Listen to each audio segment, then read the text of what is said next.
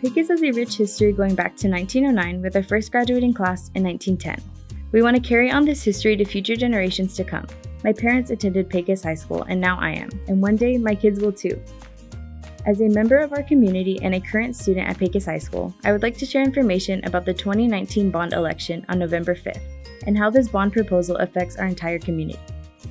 From building a new high school on the south side of Pecos near Martinez Field, to expanding the middle school on the old high school site, to rebuilding Bessie Haynes Elementary, and finally expanding Austin Elementary and renovating aging facilities district-wide. These were the top priorities of the 83 members of the Bond Advisory Committee recommending the bond package. This group of individuals volunteered many hours over the last 3 months studying our district's needs. There are several key issues that will be addressed as part of this bond. With the continued population growth and the TEA records showing that over the last 5 years, the district has had an average increase of 3.5% in enrollment per year. Our schools were not built to sustain such growth, and at many campuses we are at capacity. In fact, the district is now requesting portable classrooms for all campuses to support the current needs. Although the district's facilities and maintenance departments maintain each campus to the best of its ability, it should be noted that 54% of the district's buildings are over 50 years old. Safety and security is one of the district's top priorities. From improving parent and bus drop-off designs at existing campuses to facilitating multiple options for students to get to and from school. The district has already begun to work with TxDOT and the county to develop a plan to accommodate the new high school. The architects, district, and community have been meeting over the last 8 months to analyze the district's needs. The scope of the proposed bond, as recommended by the Bond Advisory Committee, includes enhancements to every campus. Let's start with Pecos Kindergarten. It is the district's youngest campus at 45 years old. This campus is currently at capacity, with all rooms being used. With the new state legislation recently passing and requiring full-day pre-K to be offered to both 3- and 4-year-olds, keeping this campus as the district's pre-K kinder center is no longer an option. The Bond Accountability Advisory Committee proposed this campus to be converted to the new Pecos 0 to 3-year-old Child Development Center. Austin Elementary is proposed to be converted to the new Pecos Pre-K 4 and Kindergarten Center. As part of this scope, there will be light renovations to incorporate restrooms to accommodate Pre-K 4 and kindergarten students. A new approximately 5,000 square foot addition to accommodate the projected increased student population will be built. The new Bessie Haynes Elementary School will be the new home of PBT ISD's 1st through 3rd graders. Of all the district's facilities, this campus is the most deteriorated campus. The existing gym will remain, while a new approximately 120,000 square foot school is built to replace the existing campus. The site will be completely reconfigured to improve parking and vehicular and pedestrian circulation, as well as to accommodate pickup and drop-off areas for parents, buses, and the inter-campus bus transfer center.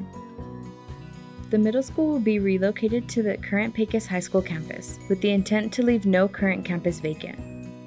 The proposed bond scope includes demolishing all original buildings built in the 1950s in addition to other buildings that show unacceptable levels of deterioration and are therefore beyond repair. The site will be renovated to accommodate the new middle school. This includes the addition of a new 135,000 square foot building to include a new cafeteria, kitchen, library, administration, and academic facilities. Crockett will no longer be the middle school but will become the new 4th and 5th grade school. The bond will include selective upgrades to the 50-year-old building and landscape improvements in order to enhance curb appeal.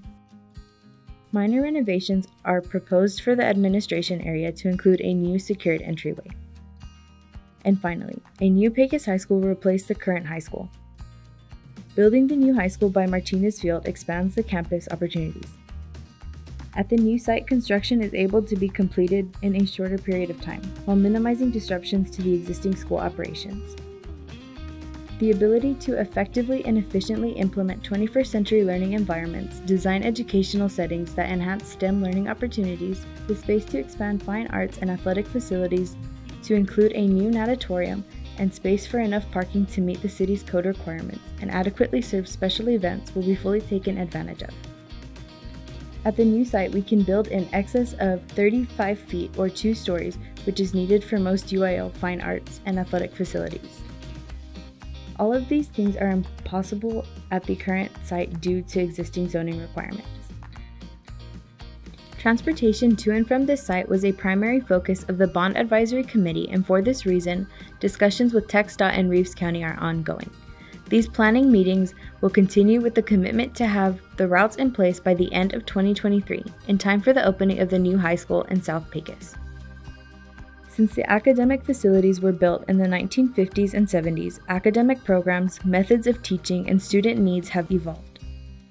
The high school academic facilities will respond to these changes by incorporating 21st century learning environments and new academic, career, and technology programs. Administration facilities are currently spread out at various locations throughout the district. Demolition of a residential building and storage sheds will make way for the new building, parking, and landscaping, all conveniently located next to the existing admin building, and consolidating administration into a single, highly efficient campus. All bond projects are expected to be completed by the end of 2023. Thank you. It's been over 10 years since Pecos-Barstow-Toyah ISD has added academic spaces to our schools.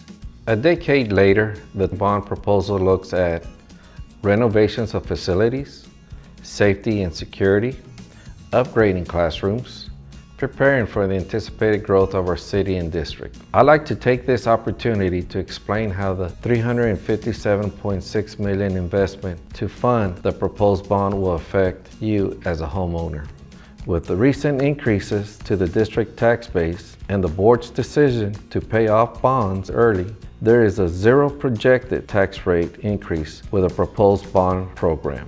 It should be noted that 95% of the bond is technically paid by oil, gas, solar, wind, and industrial values.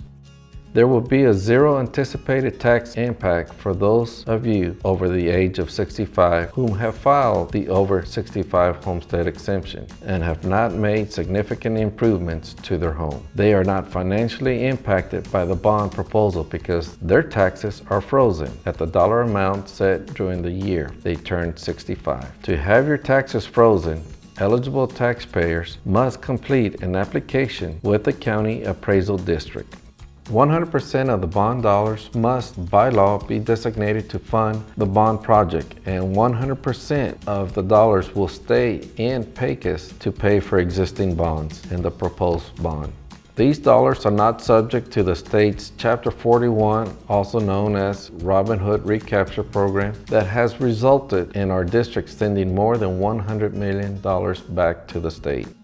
Pecos-Barstow-Toyah ISD bond tax rate is approximately 10 cents lower than the 25-cent statewide average for districts of similar enrollment size. Be an informed voter, and please go out and vote on November 5th from 7 a.m. through 7 p.m. Early voting is October 21st through November 1st. Go out and vote.